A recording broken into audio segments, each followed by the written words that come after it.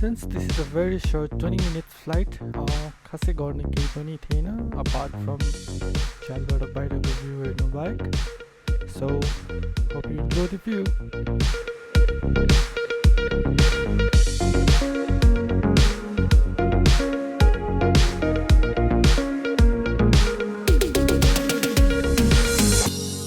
भरतपुर एयरपोर्टको runway occupied भएको कारणले चाहिँ हामी केही क्षण चेतनको आकाशमा होल्डमा बस्नु परेको थियो र केही बेर होल्डमा बसे पश्चात we are finally ready to descend toward Bharatpur airport.